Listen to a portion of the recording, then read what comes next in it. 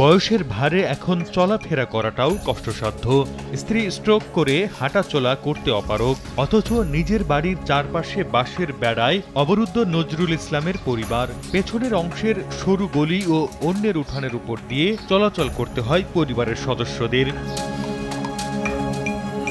নজরুল ইসলামের সঙ্গে তার চাচাতো ভাইদের জমি জমা নিয়ে দীর্ঘদিন ধরে বিরোধ চলে আসছে।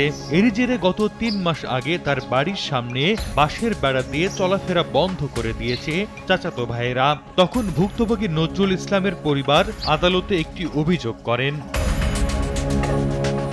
ভুক্তভোগীদের অভিযোগ, গত ৩০ মে সকালে ইউনিয়ন ভূমি সহকারী কর্মকর্তা অশোক কুমার সেন সরেজমিনে তদন্তে যান। এ সময় ভূমি কর্মকর্তার সামনেই নজরুল ইসলামের পরিবারের সবাইকে গালিগালাজ করেন প্রতিপক্ষরা।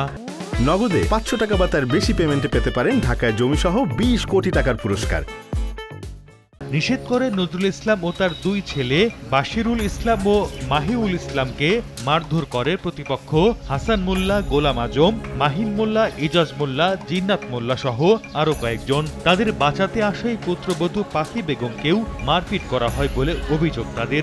আহত ওই নারী বর্তমানে সদর হাসপাতালে চিকিৎসাধীন। আমার 2 ছেলেকে, আমাকে, আমার বিটার বউকেও মারিছে। বড় পিটাইছে, পড়লে আমি আর সহ্য করতে পারি। আমি ওই মারামারির মধ্যে চলে গেছিলাম। চলে গিয়ে যে আমি ঠেকাতে গিয়েছিলাম। ঠেকাতে গেলে আমার এক দেওর হয়, ওই নাম সে আমার সিয়ার ধরে মারিছে।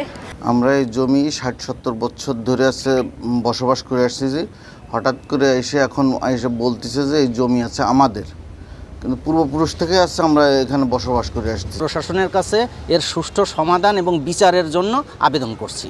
তবে অভিযুক্তদের বাড়ি গিয়ে জিন্নাত মোল্লাকে পাওয়া যায়। তিনি দাবি করেন ওই জমি তাদের। মারামারির বিষয়টিও অস্বীকার করেন তিনি।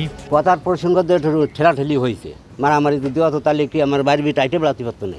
পুলিশ বলছে তদন্ত করে এ ব্যাপারে আইনানুগ ব্যবস্থা নেওয়া হবে।